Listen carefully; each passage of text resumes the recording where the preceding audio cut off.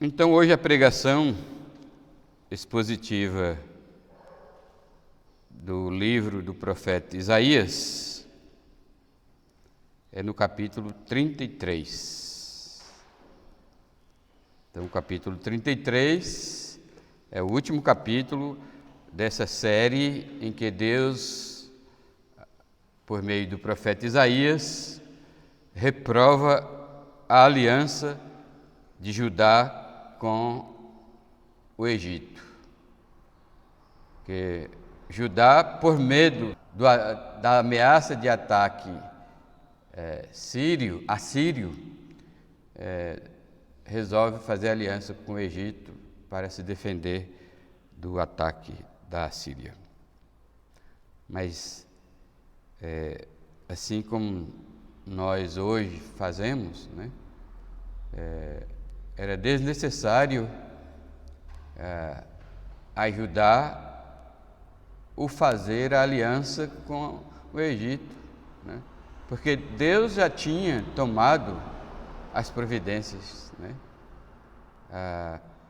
A defesa de Judá já estava nas mãos de Deus, Deus já tinha planejado, Deus já tinha em mente e Deus iria executar seu plano, né? Porque, como dizia Jó, né, o plano de Deus não pode ser frustrado.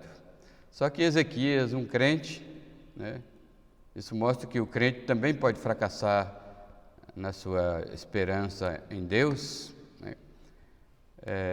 Ezequias precipitou, né? Então, assim como Ezequias, nós não devemos precipitar, ter cuidado para não precipitar. Então, aí à medida que nós formos enunciando os pontos da pregação, nós vamos lendo os parágrafos, tá bom? 3, o tema é: a esperança de Judá está em Deus, não no Egito, né? Poderíamos dizer que, aplicativamente, né, que a esperança do crente está em Deus e não no mundo, com seus recursos, né, com sua tecnologia, com o seu com os seus governos, com o seu mercado, né? Assim como a esperança de Judá não estava no Egito, mas em Deus, a esperança de todo crente está em Deus, não no mundo, né?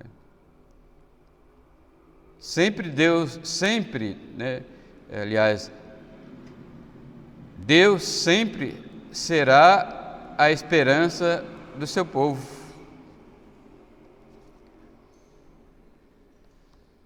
Em Deus sempre haverá, mudando aí a frase, né? A primeira frase: Deus sempre será a esperança do seu povo. Mudando um pouquinho a frase para a gente entender: em Deus sempre haverá esperança para o seu povo. Amém? Neste capítulo, o profeta escreve com o propósito de suscitar esperança no coração do povo de Judá e do rei Ezequias. Nos primeiros capítulos desta série, o profeta já tinha pronunciado os juízos em forma de ais, como reprovação divina sobre a aliança com o Egito, movida pelo medo do ataque da Assíria. Agora, neste último capítulo, o profeta muda a direção do último ai. Presta atenção. Agora o profeta muda a direção do último ai. Os outros ais iniciais era para Israel, né? Para Judá, para o povo que estava com medo da Assíria, tentando fazer aliança com o Egito para se defender do ataque da Síria. Mas agora o profeta muda a direção do último ai e aponta para a invasora, para a destruidora das nações, acompanhado de uma oração de clamor pela misericórdia de Deus, com a finalidade de aguçar a esperança de Judá e fazê-lo mudar o foco de sua esperança do Egito para Deus. A mensagem deste capítulo é perfeitamente aplicável aos crentes modernos, né? Ao moderno povo de Deus.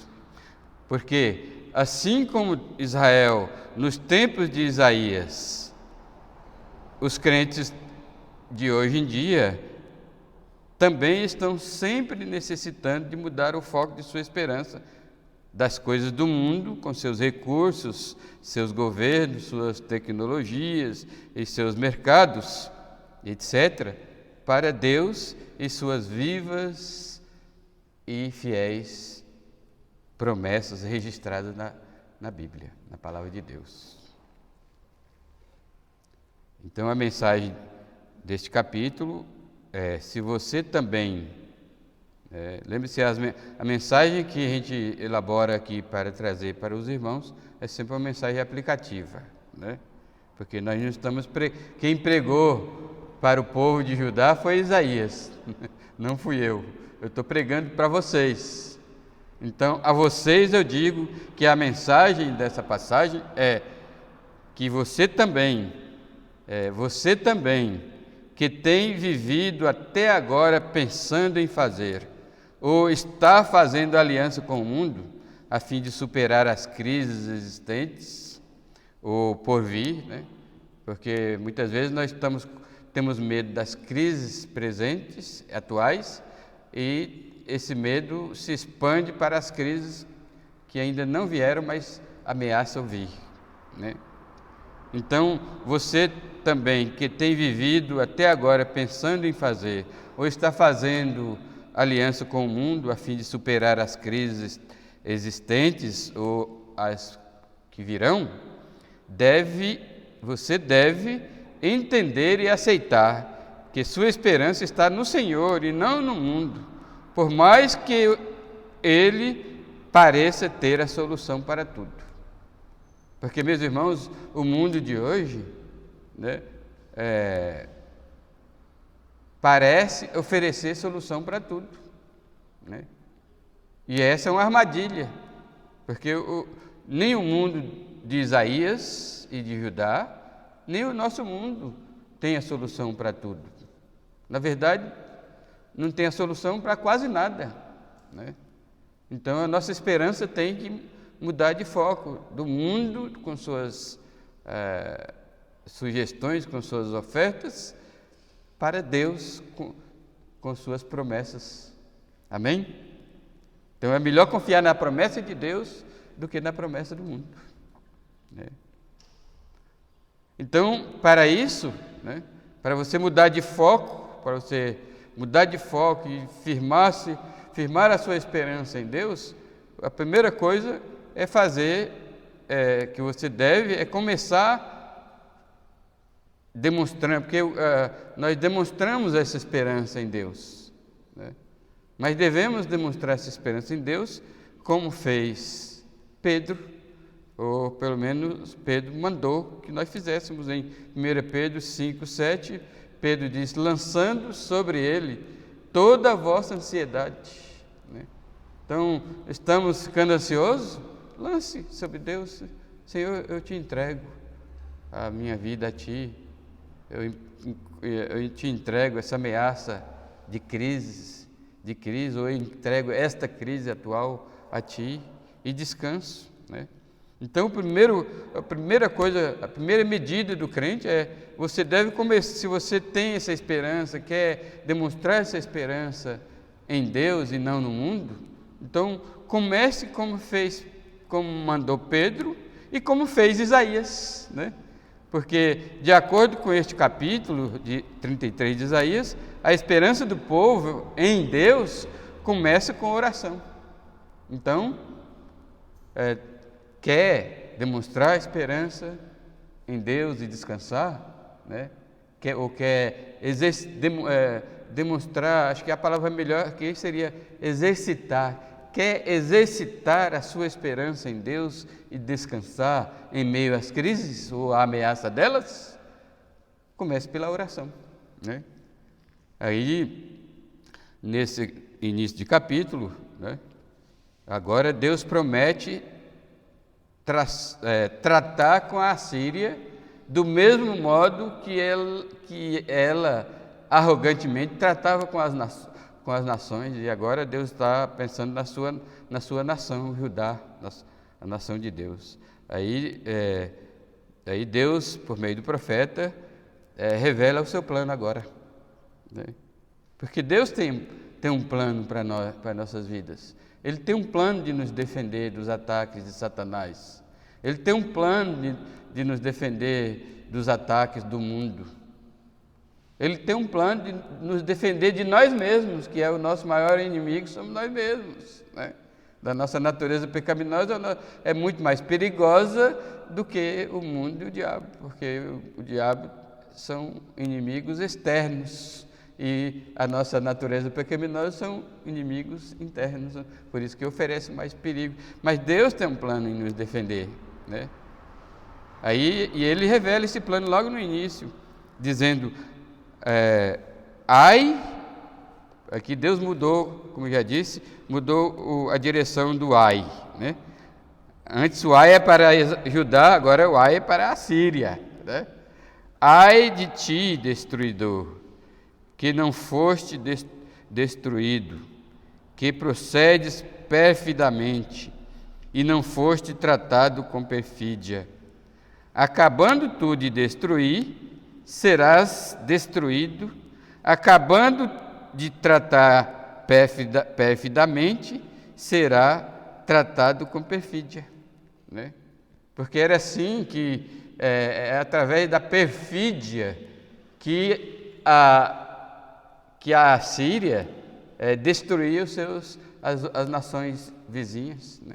E espalhava terror pelos vizinhos, né? Agora chegou a sua vez, né, de ser tratado igualmente, né? Não pelas nações que ele destruiu, porque as nações que ele havia destruído, como ele vai arrogantemente dizer lá no capítulo 34, 35 em diante, 36 em diante, né? Na semana que vem a gente já começa essa nova série, né? Onde a profecia que até agora o profeta Isaías só tratou das ameaças da Síria, mas nos capítulos seguintes a ameaça vai se concretizar, né? Chegou a vez de confiar em Deus, né? Só que esses capítulos aqui já são Israel condenando, né, as atitudes do rei Ezequias e de Judá com alguma coisa que não tinha acontecido ainda, né? Uma coisa que já tinha acontecido, que era a aliança, a tentativa de fazer aliança com o Egito, porque já havia a ameaça do ataque sírio, né? Então, agora, perfídia é uma espécie de traição, de ataque traiçoeiro, né? De astúcia astúcia perversa, né? Para tratar o inimigo. Era assim que a Síria tratava com as nações e estava tratando com Judá. Mas o Senhor promete o troco aqui para ela, né? Assim como você tratou as nações, você será tratada. E o profeta, de posse com essa informação do Senhor, né? Que aqui Deus revelou o plano para o profeta. O plano de Deus era não somente defender Judá do ataque da Síria, mas destruir a Síria, né? Porque a Síria não fazia parte do povo de Deus. Deus só estava usando a Síria para disciplinar o seu povo, Israel e Judá, né? Assim como ele usou o Egito, Babilônia e outras nações, né? Mas aí as nações cheias de si ia lá e além da conta, né? E demonstrava autossuficiência e arrogância, até com blasfêmias diretas a Deus, ao Deus de Israel, né? Então, Deus aqui está prometendo não somente defender Judá, mas dar o troco à Síria, né? Aí o profeta, de posse dessa informação, dessa revelação divina, faz uma demonstração exemplar a Judá de como se exercita a esperança. Como foi? Aí Isaías fez essa oração: Senhor, tem misericórdia de nós, em Ti temos esperado. Sê Tu o nosso braço amanhã, manhã após manhã, a nossa salvação no tempo da angústia. Então o profeta agora revelando, desde que Deus revelou para ele o plano, e ele colocou no primeiro versículo, o plano, né? Ele demonstra para Israel como é que se aguça, como é que se aumenta a esperança, através da oração. E o profeta então faz uma oração demonstrando para Judá como é que se exercita a esperança, né? Porque uma vez que você sabe que Deus vai agir, né? Mesmo não sabendo como nem quando, porque o versículo 1, Deus não revelou quando e nem como, né? Mas o profeta, esperançoso e querendo ensinar ao seu povo, que das funções dos profetas do Velho Testamento, né, a gente pensa em profeta somente em termos de prognóstico do futuro, mas prognóstico do futuro, vaticínio, né, era só uma das tarefas do profeta, né? Ele tinha outras funções, algumas vezes mostrar para Israel, na pessoa do rei, que eles estavam incorrendo em transgressão da lei de Deus, dos mandamentos de Deus, e outras vezes era ensinar, né, como Judá se relacionava tinha que se relacionar com Deus, né? Então o trabalho do profeta é ensinar como você se relaciona, deve se relacionar com Deus, né? Aqui o profeta demonstra que o Judá devia se relacionar com Deus em demonstração de esperança em Deus, logo no começo, através da oração. Tá certo?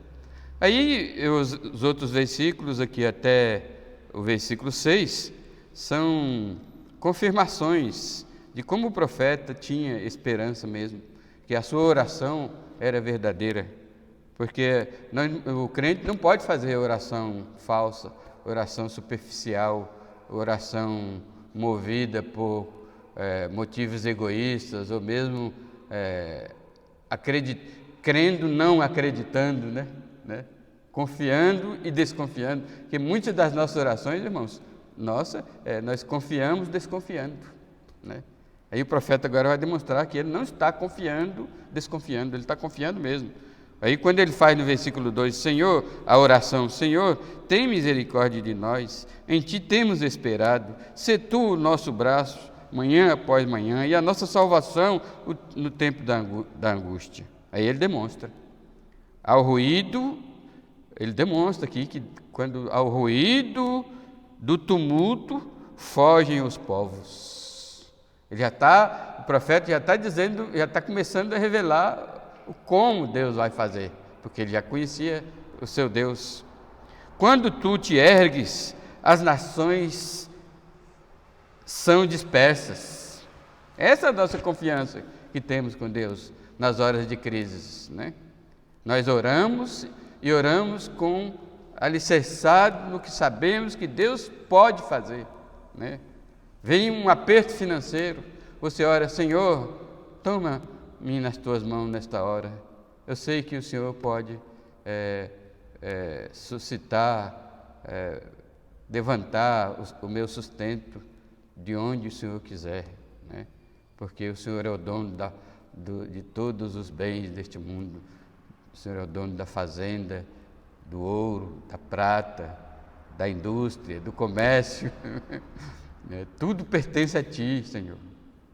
Então, uma oração de todo o coração, sabendo, conhecendo Deus, que é a demonstração do profeta. Aí o versículo 4: então ajuntar-se-á o vosso despojo, como se ajuntam as lagartas, como os gafanhotos saltam, assim os homens saltarão sobre ele. Então, ele já está prevendo aqui que Israel saltará em cima dos assírios, né? Depois que o Senhor derrotar os assírios, sobra só o despojo, né? Só as bênçãos, desfrutarão das bênçãos, né? É assim que se demonstra confiança em Deus, orando e alicerçando sua oração nos atributos de Deus. Versículo 5, o Senhor, aí ele exalta os atributos mesmo, né? O Senhor, porque nós não podemos orar a Deus sem ignorar os seus atributos.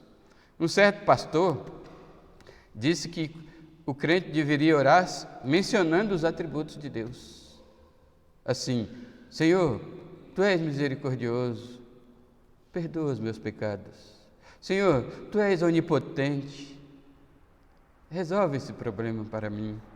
Senhor, Tu és onisciente, onipresente, dá-me Tua comunhão, ser presente na minha vida. E assim por diante. Orar o assunto com base nos atributos de Deus, né? Aí Isaías está fazendo isso. O Senhor, ele depois de orar a Deus, de dizer o que Deus pode fazer, aí ele diz: o Senhor é sublime, pois habita nas alturas. Amém? Esse é o nosso Deus. O Senhor é sublime, pois habita nas alturas, ou seja, Ele é soberano e todo-poderoso. É isso que Isaías quer dizer. Encheu a Sião de direito e de justiça, né? Ou seja, o Senhor é reto, é justo, né? E ele, como é que fala, considera os direitos e a justiça para com o seu povo, né?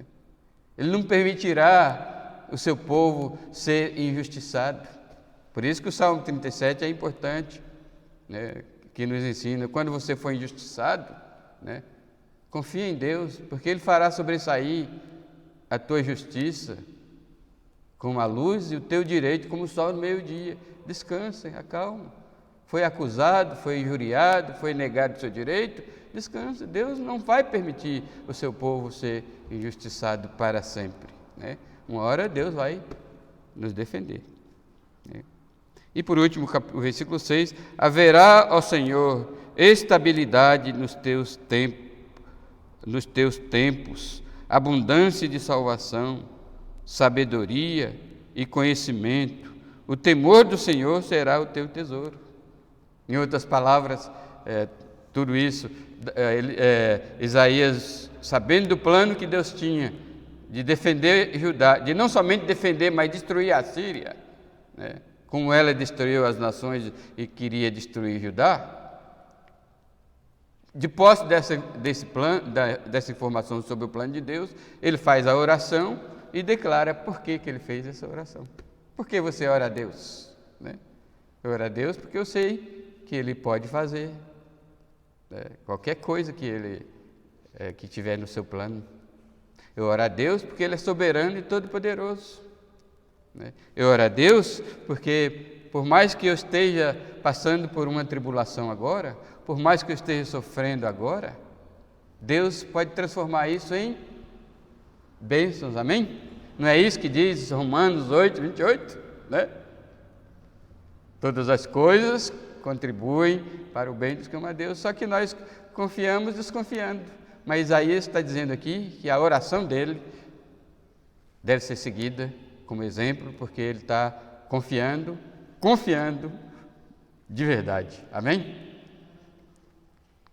Aí, se você realmente quer demonstrar que confia em Deus e que sua esperança está em Deus, não no mundo com seus recursos, suas tecnologias, seus governos, seus mercados, etc., né? Em segundo lugar, você deve continuar esperando em Deus. Então, a esperança exige perseverança. Adianta a irmã Márcia ter esperado ontem e não esperar hoje? Adianta eu ter tido esperança naquele dia que eu decido que a Lória Sônia foi me buscar no aeroporto, e daquele dia em diante minha esperança foi crescendo, crescendo, crescendo. Adianta eu não ter esperança hoje, né? Então, o capítulo 33 vai dizer que você deve continuar esperando em Deus, mesmo quando Ele manda as tribulações, tendo em vista a sua própria glória, né? Por quê? Porque neste capítulo, a esperança do povo de Deus, em Deus, no seu Deus, continua, mesmo quando Deus, para ser exaltado, envia tribulações. Porque a gente tem que entender que nós somos o povo de Deus, né? E que nós não sofremos debalde, não sofremos em vão, né? Quando Deus manda o sofrimento, porque através daquele sofrimento, Ele deseja ser exaltado. Só que Ele será exaltado, aí nesse caso, depende da nossa atitude, né? Então, dependendo da sua atitude para com o sofrimento, Deus é exaltado, né? É claro que Deus não depende da gente, né? O Salmo 46 diz que Ele é exaltado por si só. Ele é exaltado no céu, exaltado na terra, né?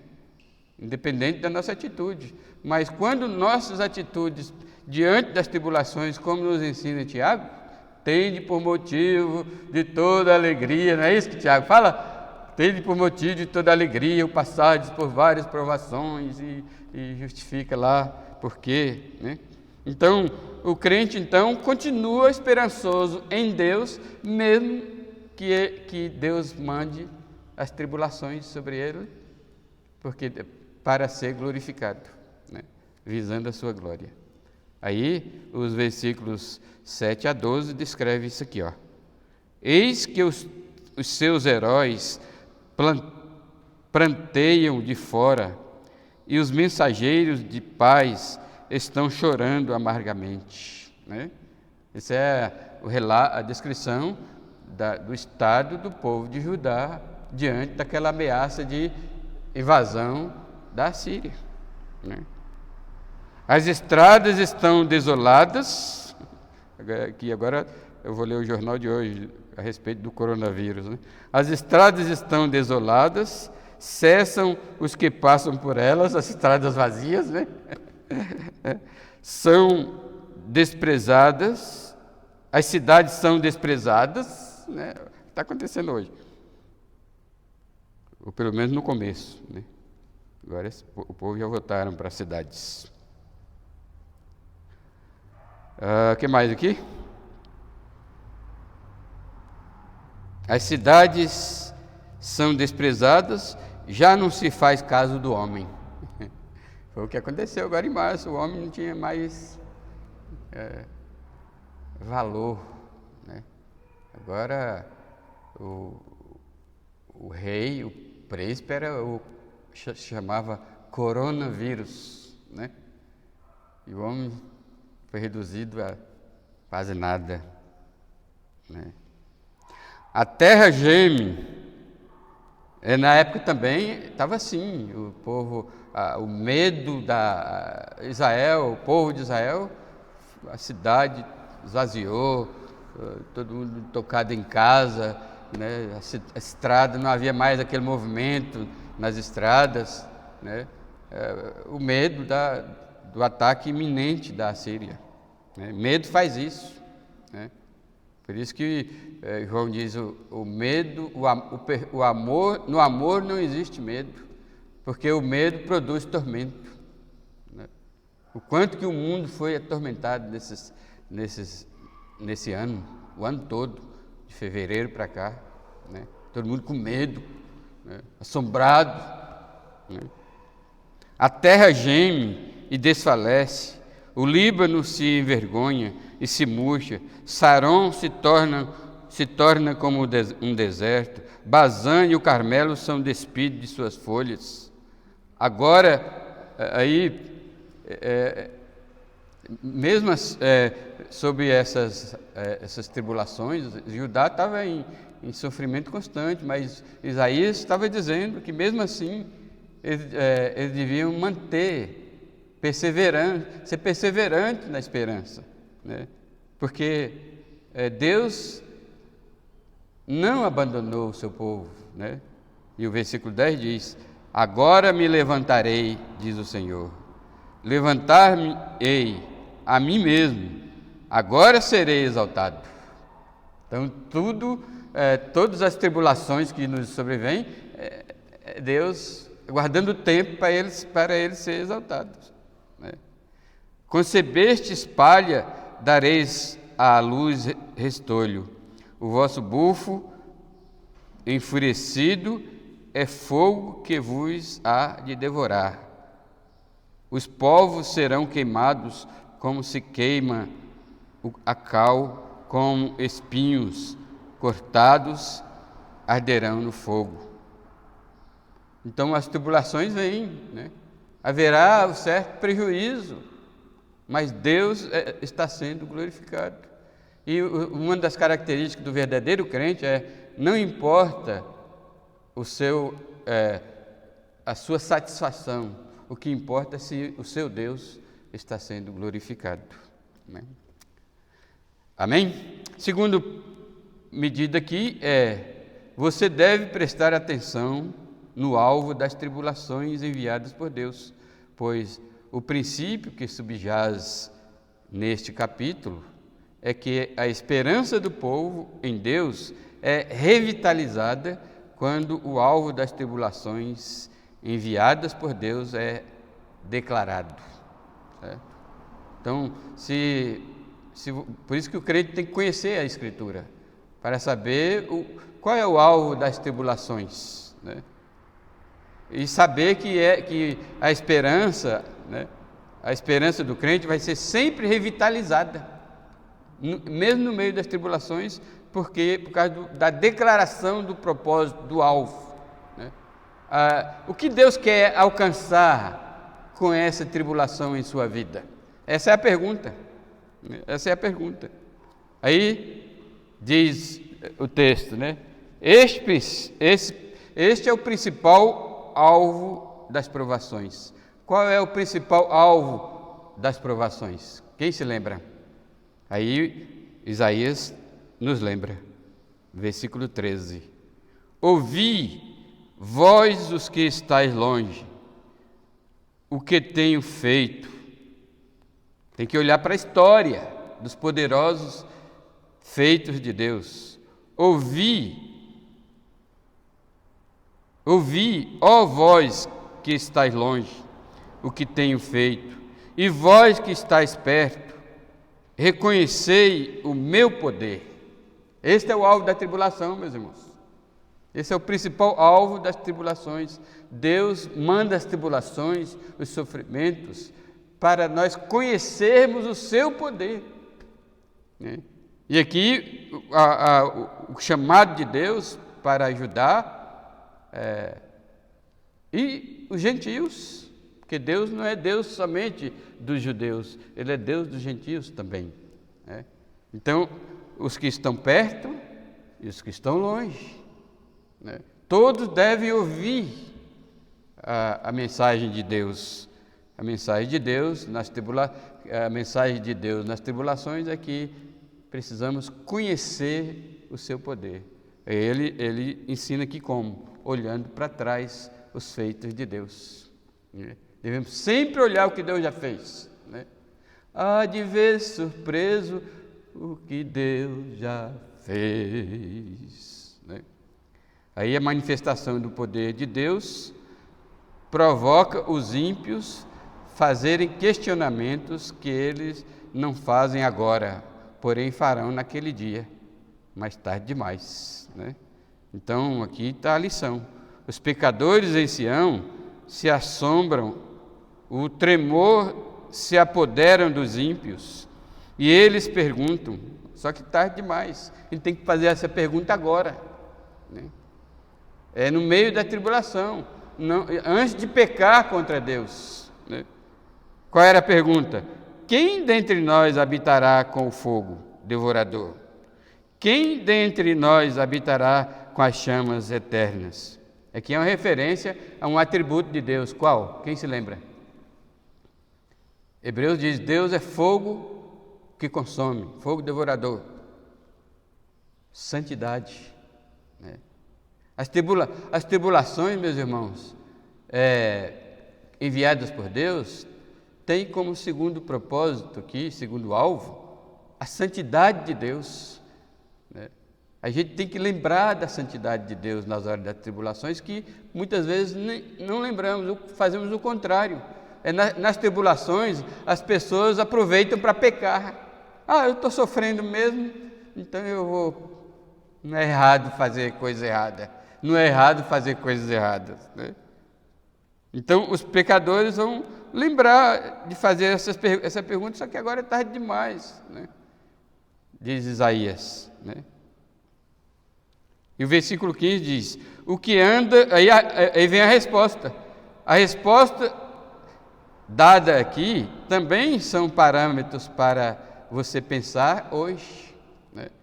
Então, pense nessa resposta que é dada aqui. A pergunta é: quem dentre nós habitará com o fogo devorador? Quem dentre nós habitará com chamas eternas? Ou seja, com a santidade de Deus. Quem encarará a santidade de Deus? Quem conseguirá conviver no meio da santidade de Deus? Não é qualquer um, não. Quem vive no pecado, na incredulidade e despreza a esperança em Deus, não está apto para conviver com a santidade de Deus. E a principal característica do crente, e a razão por que nós somos chamados, é para conviver num ambiente de santidade. Aí a resposta nos incentiva a isso. Aí diz: o que anda em justiça, quem é que vai morar num ambiente santo, né?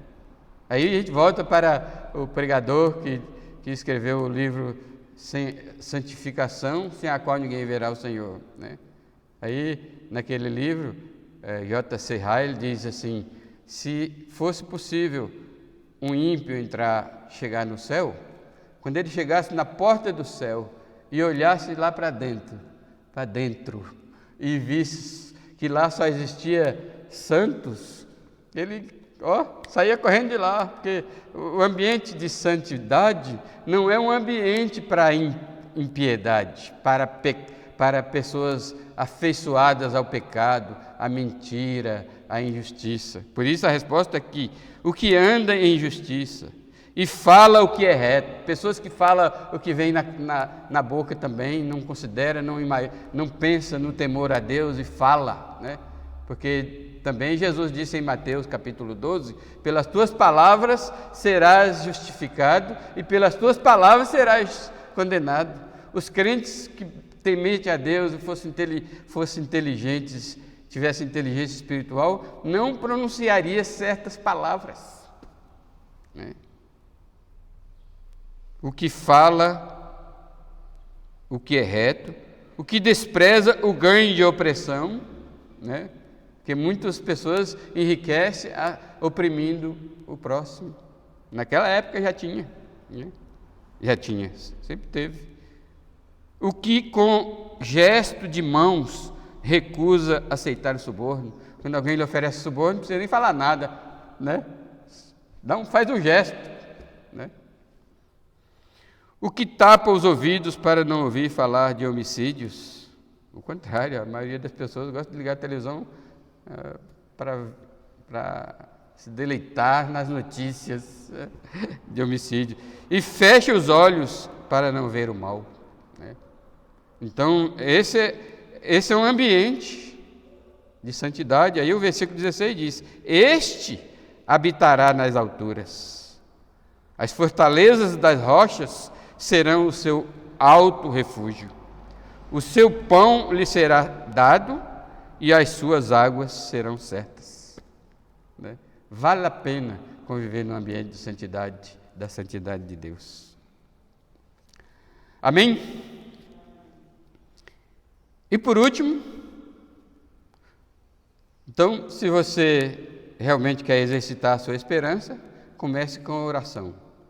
Continua entendendo que Deus quer ser exaltado através das tribulações que você está passando.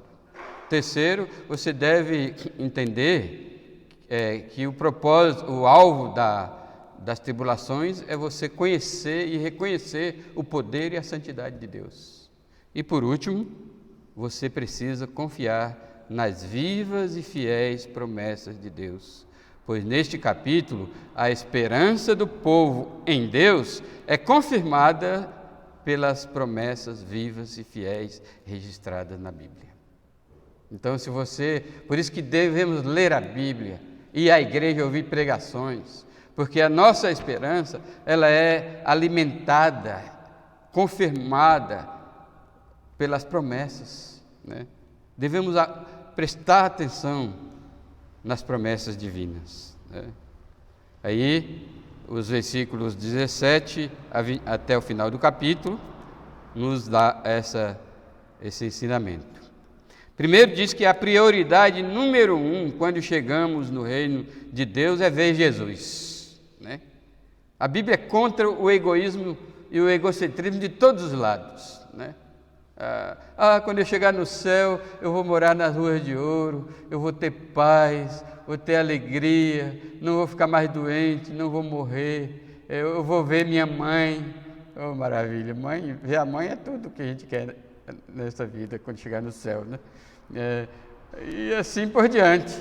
Não, meus irmãos, essas coisas vão sim existirem no céu, nós vamos desfrutar dessas coisas no céu. Mas a primeiríssima coisa é ver Jesus. Veja o versículo 17: os teus olhos verão o Rei na sua formosura. É aí que está a nossa alegria, né?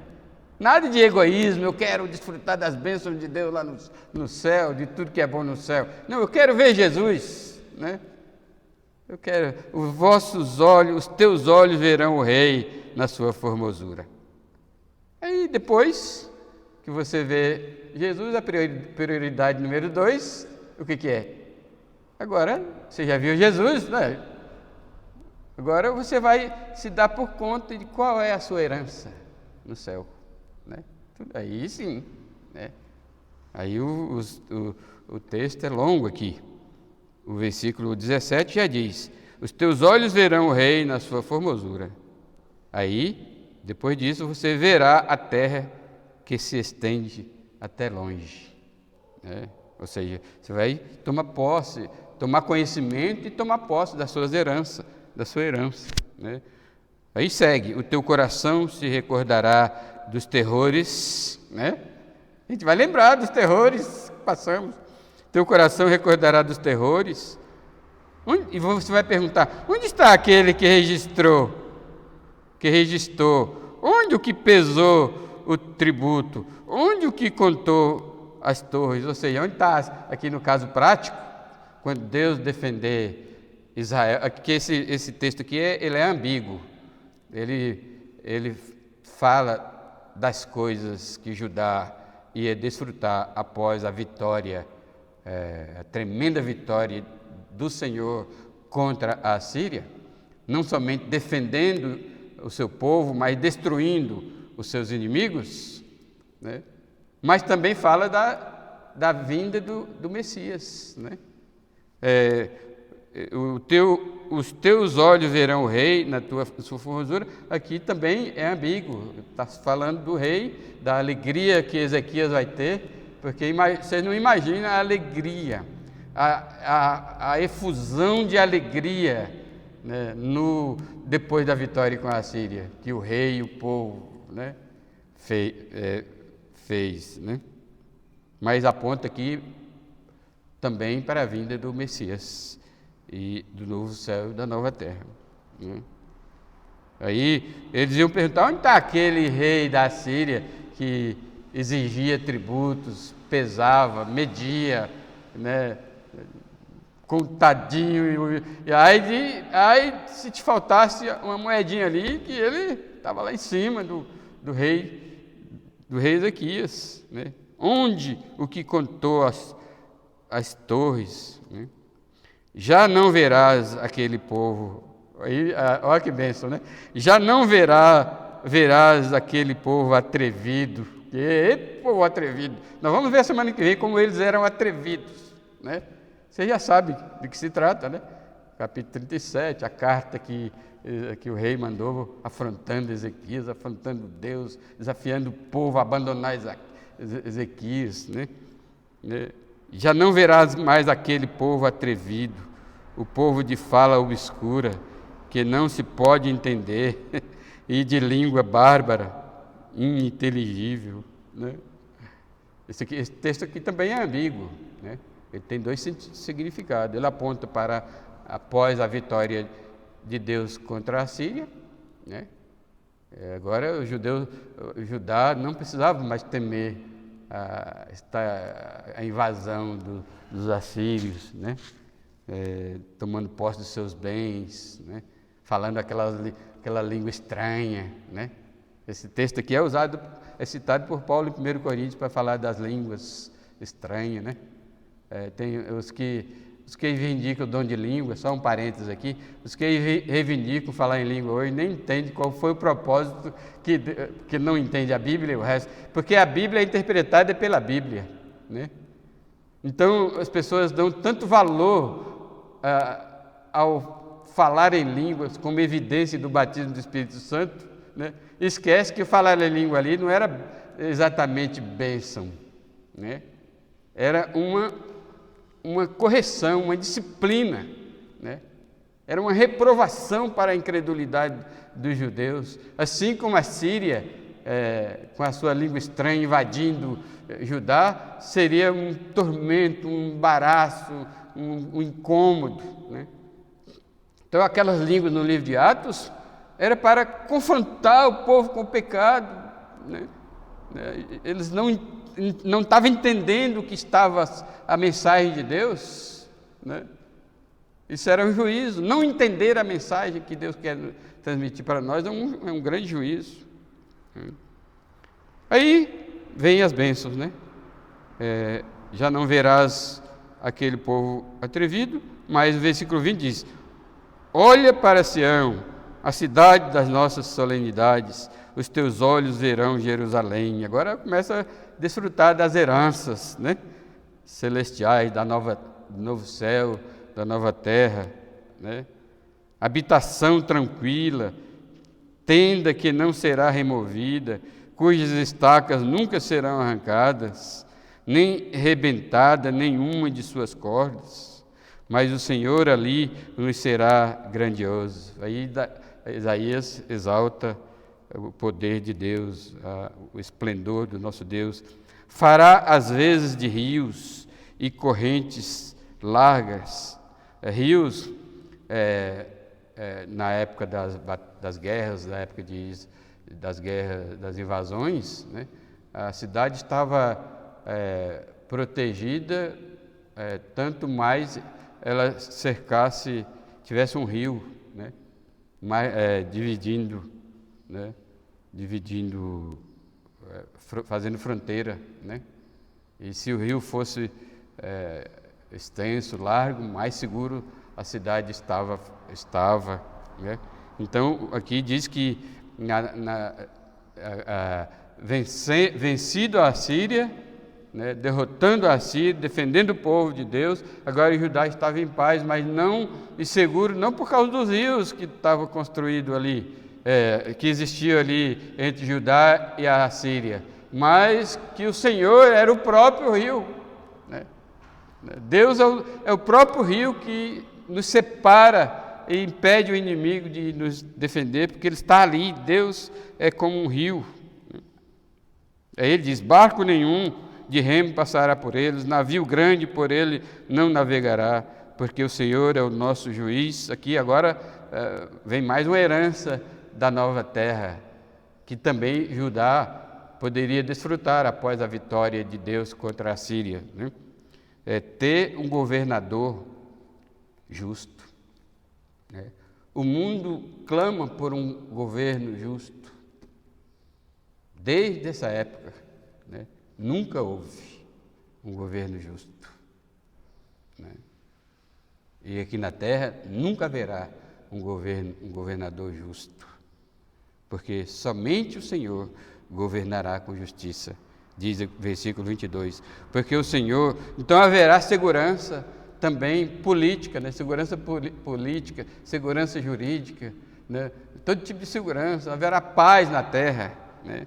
Porque o Senhor é o nosso juiz, o Senhor é o nosso legislador, o Senhor é o nosso rei, Ele nos salvará.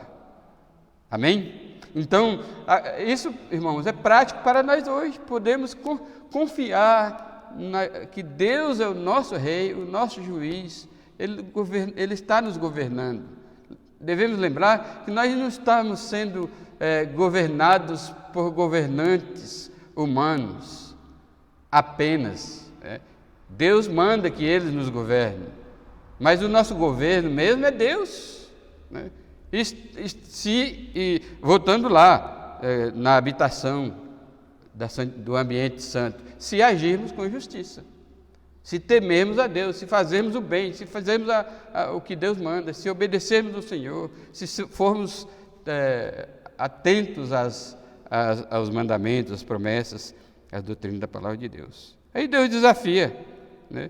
Sendo que Deus é a segurança do seu povo. Aqui há o desafio. Agora versículo 23, as tuas enxárcias. Sabe que palavra é essa? Eu pesquisei, significa uma guarnição que se colocava nos navios, né?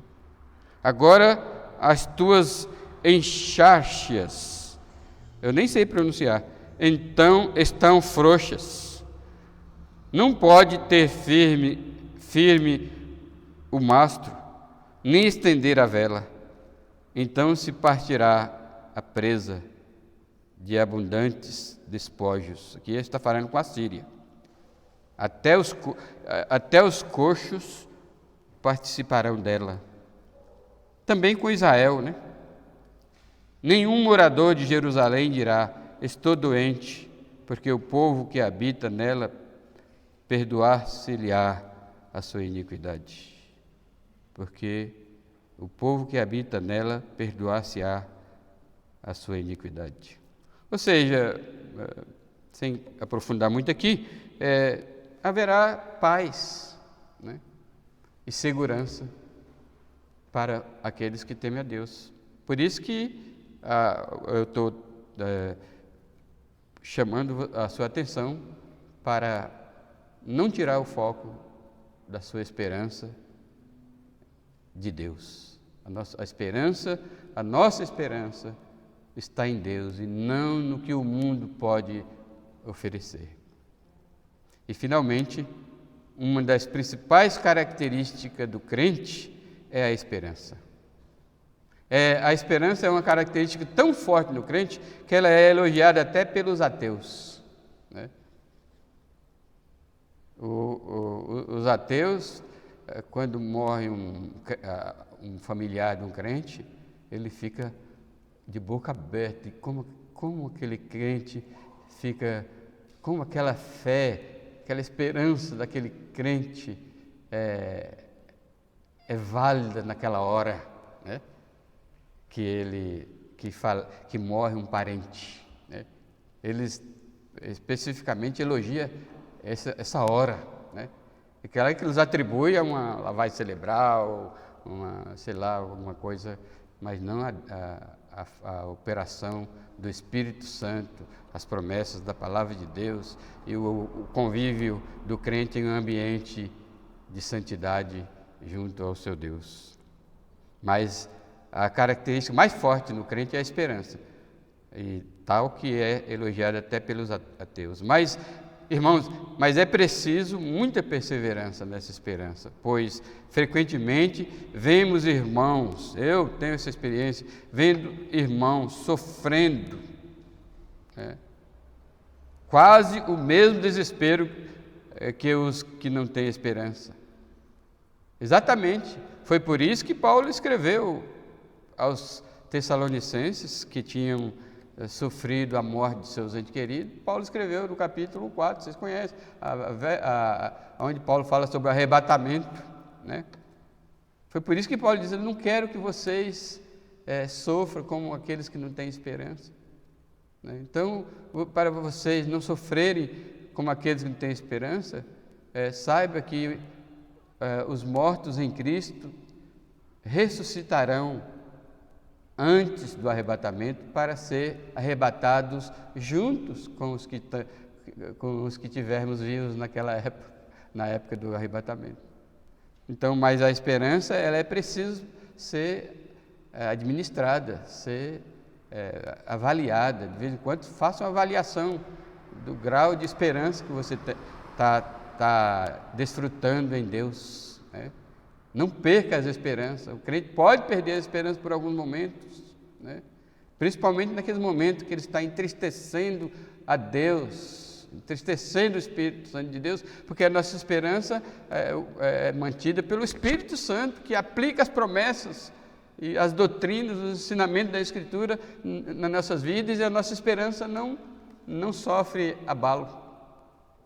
Então é importante confessar os pecados, ter uma vida justa diante de Deus, para não entristecer o Espírito Santo e ele continuar alimentando a nossa esperança em Deus, porque a nossa esperança está em Deus e não na criação de Deus. Nem na criação de Deus devemos pôr a nossa esperança, né? Quanto mais no mundo organizado por Satanás, né? Então, que Deus tenha misericórdia de nós. Pai Santo, alimenta a nossa esperança, fortalece a nossa esperança em Ti a cada dia. Nos momentos mais difíceis, nas ameaças de crises, na própria crise, abre os nossos olhos para ver o que Deus já fez. E aguça e aumenta sempre, Senhor, a nossa esperança em Ti, porque de fato a nossa esperança está em Ti, em nada mais.